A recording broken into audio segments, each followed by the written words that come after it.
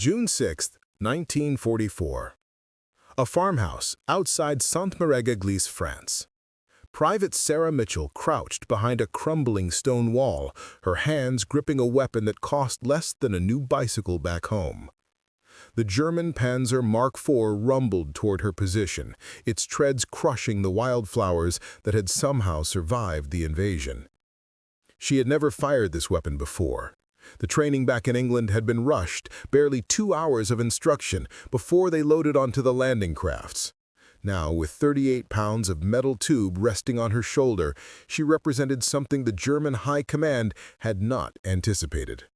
A single American soldier with a $25 weapon that would rewrite the rules of armored warfare.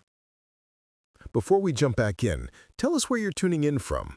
And if this story touches you, make sure you're subscribed, because tomorrow I've saved something extra special for you. The story of how a simple, inexpensive tube changed the face of modern warfare began not on the battlefields of Europe, but in the quiet desperation of 1942 America. The United States had entered World War II with an army that was unprepared for the mechanized monsters Germany had unleashed across Europe. German panzers had crushed Poland in weeks, swept through France in days, and were driving deep into the Soviet Union with what seemed like unstoppable momentum. The Blitzkrieg, lightning war, relied on one fundamental principle: concentrated armor moving faster than defenders could react, breaking through defensive lines before infantry could establish proper resistance. Against these steel behemoths, American forces had virtually nothing. The standard anti-tank weapons were either too heavy to be mobile, too weak to penetrate modern armor, or too expensive to produce in the quantities needed. Military planners faced a mathematical nightmare.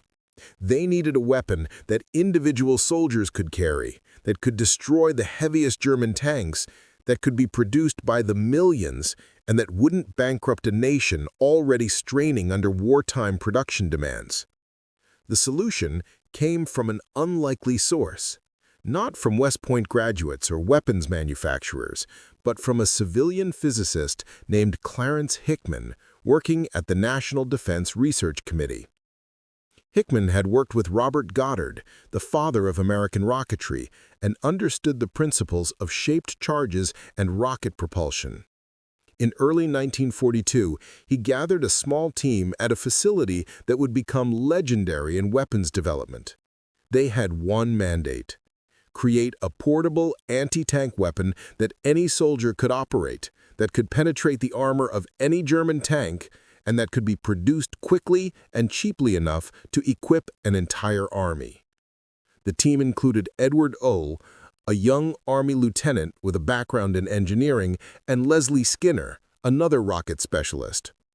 Together, they began experimenting with concepts that seemed almost absurdly simple: a tube to launch from, a rocket to fire, a shaped charge warhead to penetrate armor.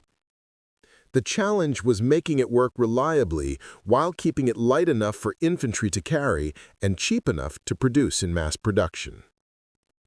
The breakthrough came in the spring of 1942, during a testing session that would become part of military folklore.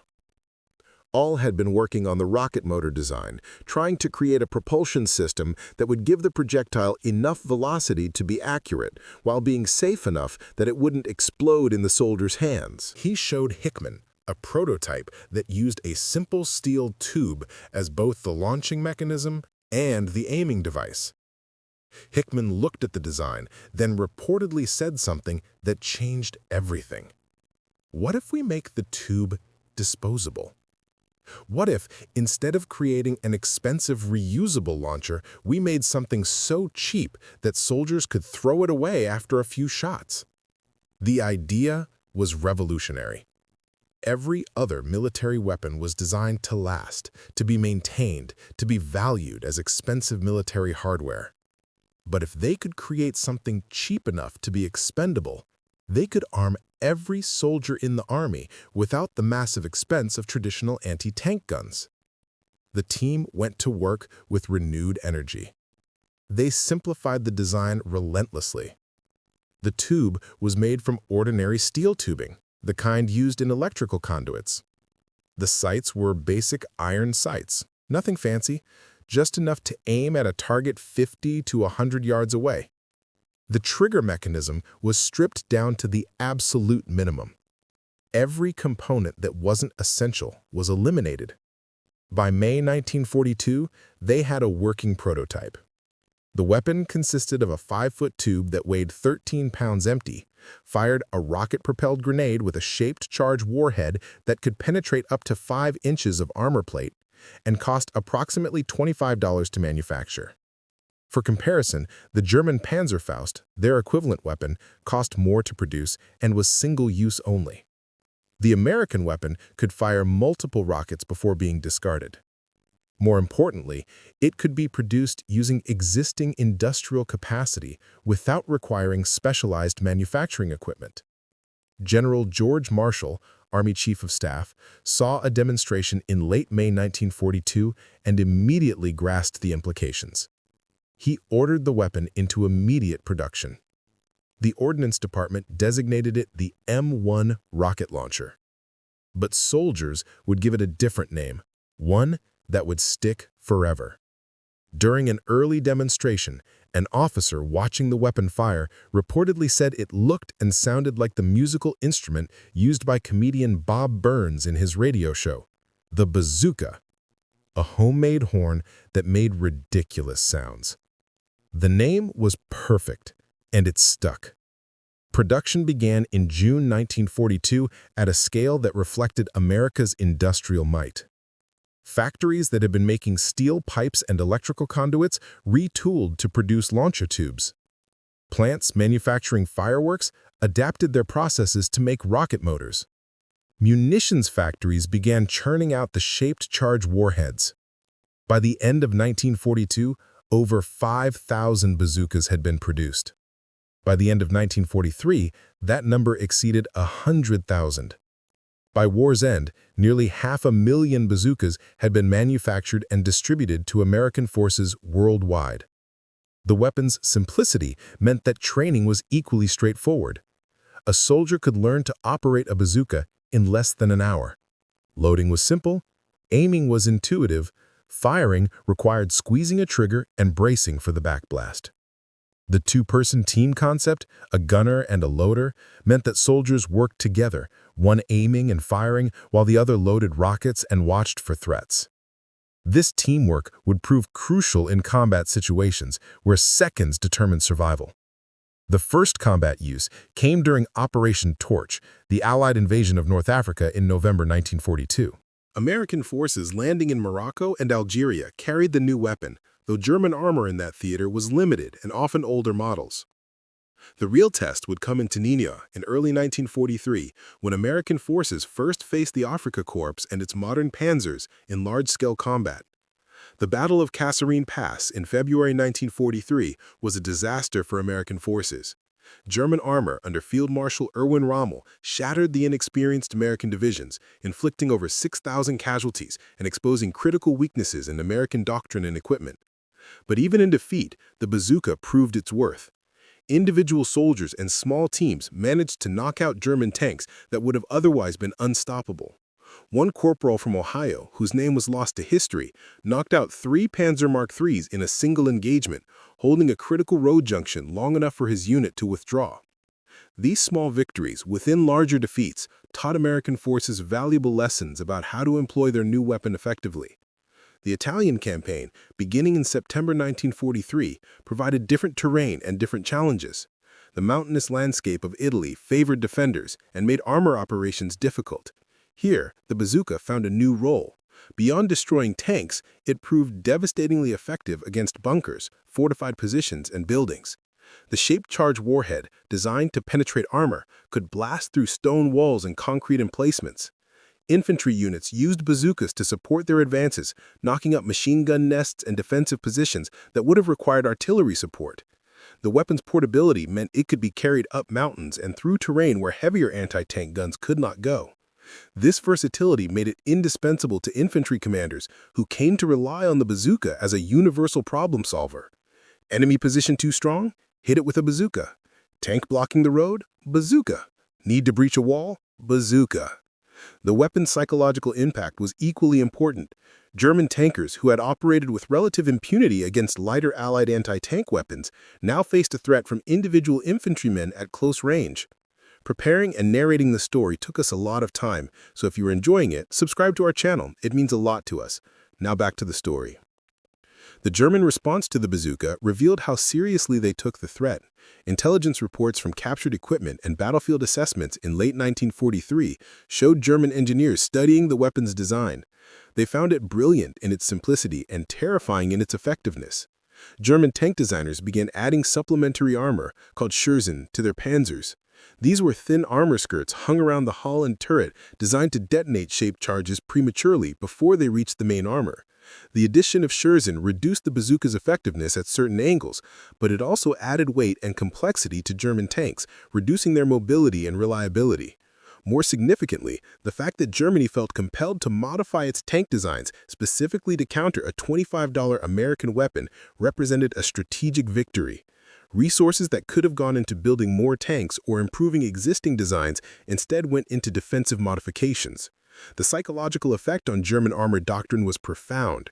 Tank commanders who had been trained to charge boldly into enemy positions now had to worry about individual soldiers hiding in rubble or vegetation with weapons that could destroy a 50-ton tank. Training evolved as combat experience accumulated. By early 1944, the Army had developed detailed doctrine for bazooka employment. Teams were taught to work in coordination, with one team drawing the tank's attention while another fired from the flank or rear where armor was thinnest. They learned to aim for specific weak points like the engine deck, the lower glacis plate, or the turret ring where armor was vulnerable. They practiced rapid loading and firing sequences that could put multiple rockets on target before the tank could respond. Infantry officers integrated bazooka teams into their tactical planning, positioning them where German armor was most likely to appear. The weapon became so central to American infantry tactics that entire sections of training manuals were devoted to its employment. Soldiers learned that patience was crucial. Firing too early from too far away wasted ammunition and revealed positions. Waiting until the tank was within 50 yards, sometimes even closer, meant almost certain hits on vital areas. But the weapon was not without limitations and dangers. The backblast from the rocket motor created a signature that revealed the shooter's position. In enclosed spaces, the backblast could injure or kill the gunner and loader. The rockets were relatively slow-moving, requiring the gunner to lead moving targets. At ranges beyond 100 yards, accuracy decreased significantly. The shaped charge warhead, while effective against armor, required hitting the target at the correct angle. Glancing blows often failed to penetrate. Early rockets had reliability issues, with some failing to fire or detonating prematurely. These problems were addressed through continuous improvement. The M1A1 variant, introduced in 1943, featured better electrical connections and improved sights. The M9 rocket, introduced in 1944, had a larger warhead with better penetration. The M9A1 bazooka, adopted in late 1944, was a completely redesigned weapon that broke down into two sections for easier transport and featured improved optics. Each iteration made the weapon more effective and more reliable, but the basic concept remained unchanged: a simple tube, a rocket, a shaped charge. Elegance through simplicity. The build-up to D-Day saw bazookas distributed on a massive scale. Every infantry company in the divisions preparing for the invasion of France received multiple bazooka teams. Special training emphasized the specific challenges of fighting in Norman hedgerow country, where visibility was limited and ambush opportunities were plentiful. Soldiers practiced firing from behind bocage, the thick earthen hedgerows that divided French farmland into small fields. They learned to coordinate with tank destroyer units and Sherman tanks, with bazookas providing close-range defense while heavier weapons engaged at longer distances. The doctrine emphasized aggression and initiative. Bazooka teams were encouraged to take the fight to German armor rather than waiting passively for attacks. This offensive mindset, combined with the weapon's capabilities, would prove decisive in the coming campaign. The men and women, because women served in support roles that kept these weapons supplied and maintained, who prepared for the invasion, understood they would face the most formidable German armored divisions, SS Panzer units equipped with Tiger and Panther tanks that outclassed American Shermans in almost every measurable way. But they also knew that a single soldier with a bazooka could destroy any tank Germany possessed if they had the courage to get close enough and the skill to place the shot correctly.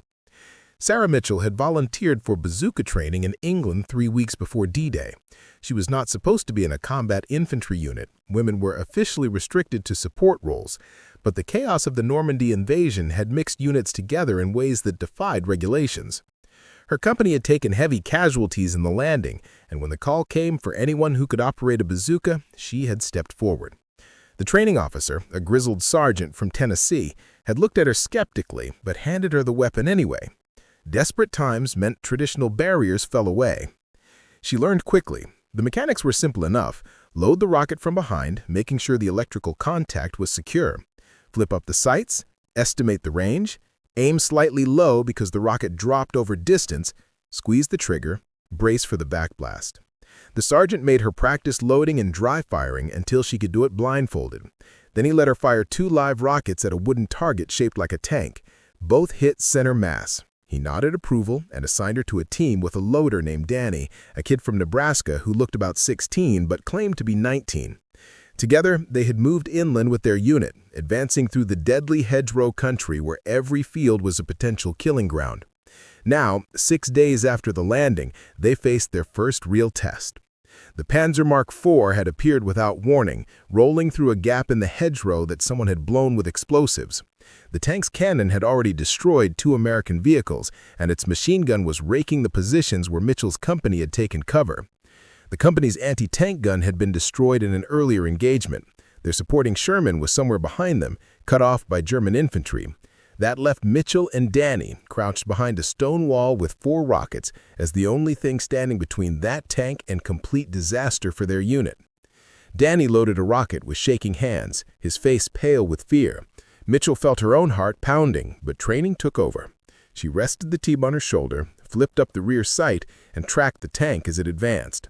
70 yards. Too far for a guaranteed hit, but getting closer. The tank's turret was rotating, searching for targets. 60 yards. The machine gun fire intensified. 50 yards. The tank commander, visible in his open hatch, was shouting orders. Mitchell centered the sight on the tank's lower front plate where the armor was thinnest. 40 yards. She squeezed the trigger. The rocket motor ignited with a roar and a blast of heat. The projectile streaked toward the tank, its smoke trail marking its path. Time seemed to stretch. The rocket covered the distance in less than a second, but Mitchell saw every moment with crystal clarity. The rocket struck exactly where Mitchell had aimed. The shaped charge warhead detonated on impact, its explosive energy focused into a superheated jet of molten metal that punched through the Panzer's frontal armor like a needle through fabric. The penetration created a devastating effect inside the tank's fighting compartment. Fragments of armor spalled off the inner surface at supersonic velocity, ricocheting through the confined space. The crew had no chance.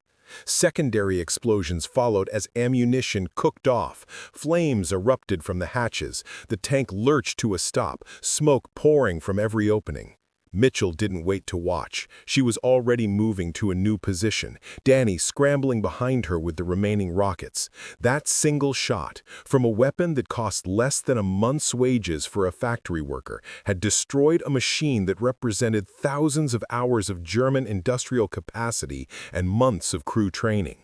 More importantly, it had stopped a breakthrough that could have rolled up the entire company's position. Within minutes, word spread through the American lines. Someone had knocked out the Panzer. The psychological impact was immediate. Soldiers who had been pinned down by the tank's fire now counterattacked with renewed confidence. The German infantry, deprived of their armored support, withdrew. The position held.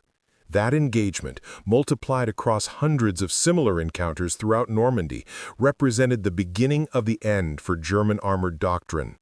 The German High Command's response to the proliferation of American bazookas came through captured documents and intercepted communications analyzed by Allied intelligence throughout the summer of 1944.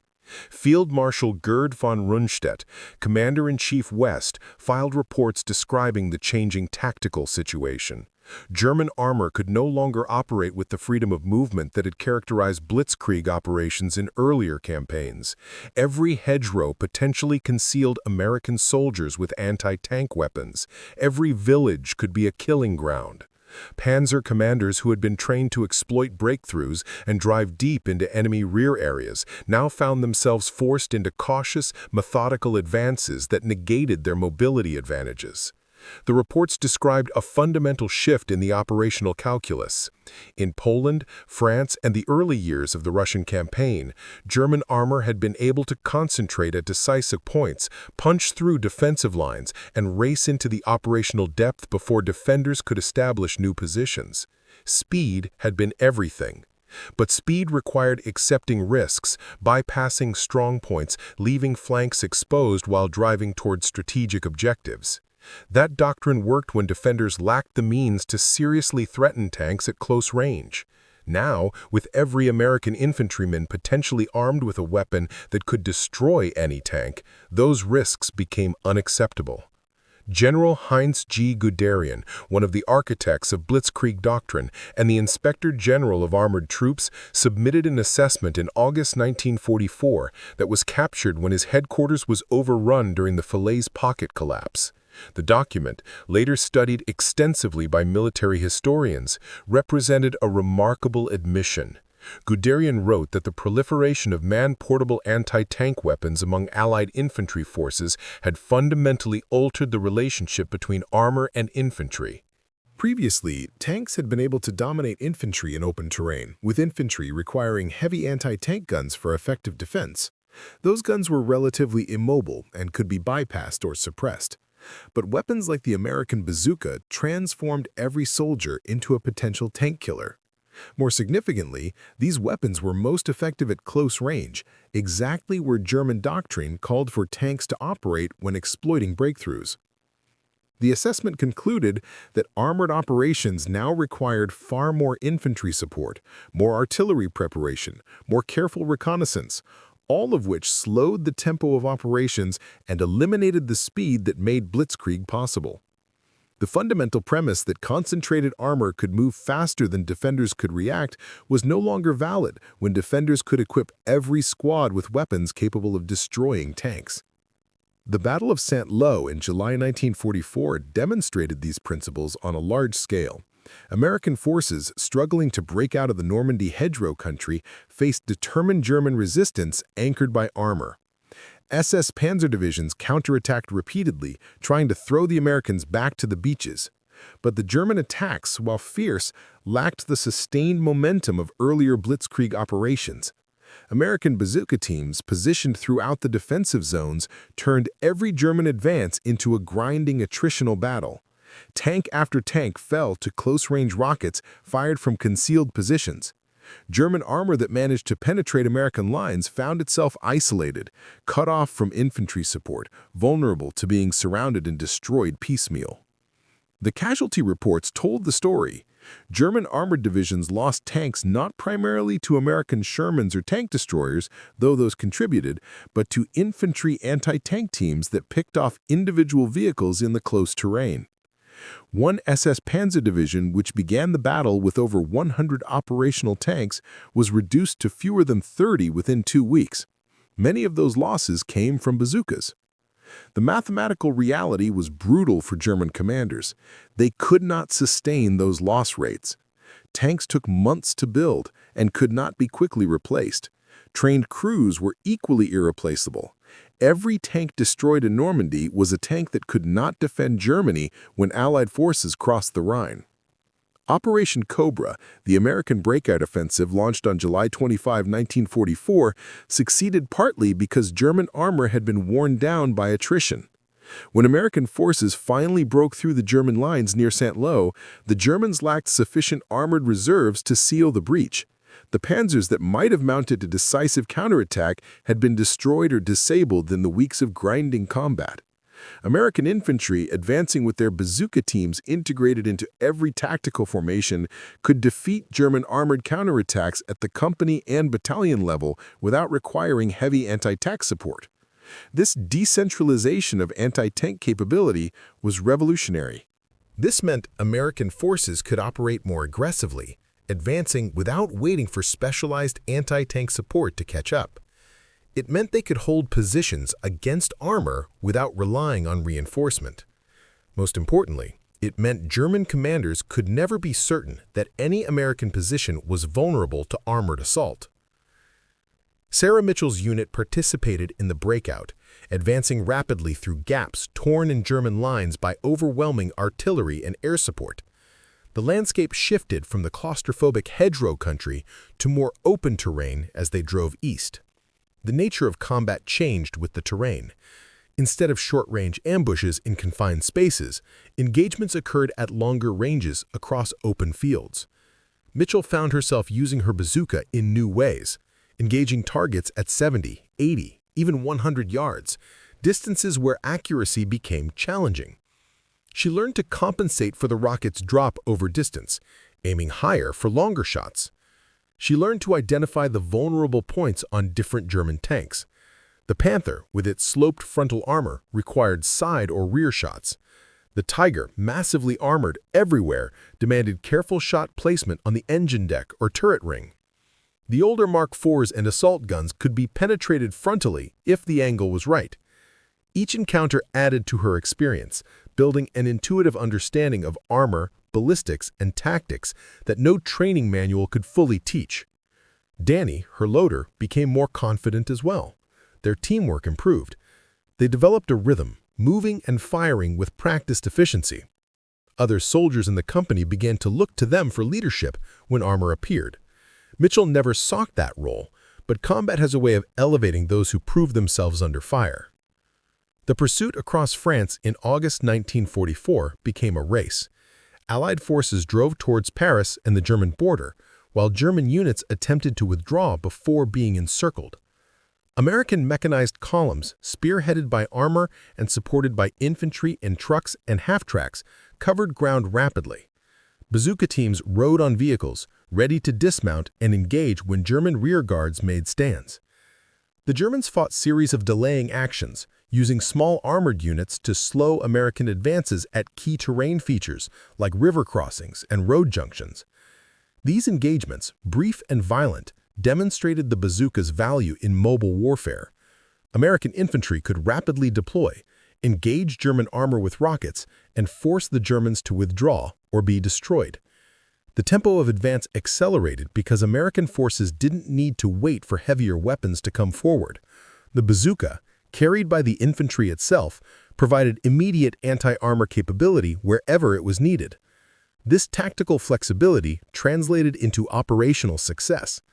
German forces found themselves unable to establish stable defensive lines because American infantry could defeat local armored counterattacks before they developed into serious threats.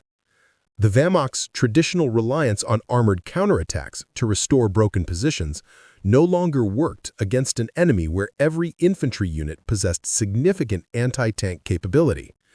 The liberation of Paris on August 25, 1944, marked a symbolic turning point, but the operational situation for German forces was already catastrophic. Army Group B had lost most of its armor in Normandy. The surviving divisions were shadows of their former strength, often reduced to battalion-sized battle groups with limited tank support. German commanders filed reports describing the impossibility of conducting mobile defense without adequate armor. But even had they possessed sufficient tanks, the tactical environment had changed. American forces had demonstrated repeatedly that they could defeat armored attacks through decentralized anti-tank defense using bazookas and other portable weapons. The Blitzkrieg formula, concentrate armor, achieve breakthrough, exploit its speed, no longer functioned against an opponent equipped to counter it at every level. Field Marshal Walter Model, who assumed command of German forces in the West after von Kluge's suicide, recognized the reality. In September 1944, he submitted a strategic assessment to Hitler, arguing that Germany needed to transition to purely defensive operations, conserving remaining armored forces for counterattacks against specific breakthrough attempts rather than trying to conduct mobile operations. The assessment acknowledged that German armored doctrine, predicated on mobility and exploitation, had been rendered obsolete by improvements in Allied anti-tank capabilities, specifically mentioning the proliferation of American rocket launchers. Hitler rejected Model's recommendations, ordering continued offensive operations that consumed Germany's dwindling armored reserves. The result was Operation Market Garden in September 1944, where German armored units helped defeat the Allied airborne offensive at Arnhem. But even that defensive victory came at significant cost. SS Panzer divisions engaged in that battle suffered substantial tank losses to British and American infantry anti-tank teams. The Germans won the battle, but lost tanks they could not replace. This pattern would repeat throughout the fall and winter of 1944. German armor achieved tactical successes, but suffered attrition that could not be sustained. Every tank destroyed was an irreplaceable loss. German industrial production, suffering under Allied bombing and raw material shortages, could not keep pace with combat losses. American production, by contrast, was delivering thousands of bazookas monthly along with adequate rockets. The mathematics were inexorable. Germany was losing the equipment war while simultaneously losing the tactical advantage that had made their equipment decisive in earlier campaigns. The Battle of Hurtgen Forest in autumn 1944 demonstrated the bazooka's effectiveness in the worst possible terrain. Dense forest, limited visibility, steep hillsides, constant rain and mud. German forces defended with a mix of fortifications, artillery, and armor used in direct fire support roles. American infantry attacks faced devastating casualties from interlocking fields of fire, but bazooka teams proved invaluable in reducing German strongpoints. The weapon's ability to destroy bunkers and fortifications, not just tanks, made it essential for advancing through prepared defenses. Squads would work forward under covering fire, with bazooka teams targeting pillboxes and machine gun positions that blocked movement. The shaped charge warheads, designed for armor penetration, were devastating against concrete and log fortifications. A single well-placed rocket could collapse a bunker or silence a firing position that would have required extended artillery preparation to neutralize. This tactical flexibility meant infantry commanders used bazookas constantly, not just against armor, but as general-purpose assault weapons. The doctrine expanded beyond anti-tank work to include bunker busting, building clearing, obstacle removal, and even direct fire support against infantry in fortified positions. The weapon's versatility made it indispensable across the full spectrum of infantry operations. Sarah Mitchell's war continued through that terrible autumn. Her unit ground forward in Hurtgen Forest, taking casualties daily, gaining ground measured in yards rather than miles. She fired her bazooka at targets she could barely see through the rain and fog, German pillboxes that appeared as darker shadows against the tree line, armored vehicles hauled down behind earthen berms, buildings occupied by German infantry. Each shot was a calculated risk. The backblast revealed her position. German return fire followed within seconds. She learned to fire and move immediately, never staying in the same spot twice.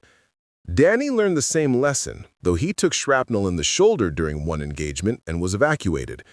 His replacement was a soldier from Michigan named Peters, who didn't talk much, but loaded rockets quickly and watched their flanks carefully.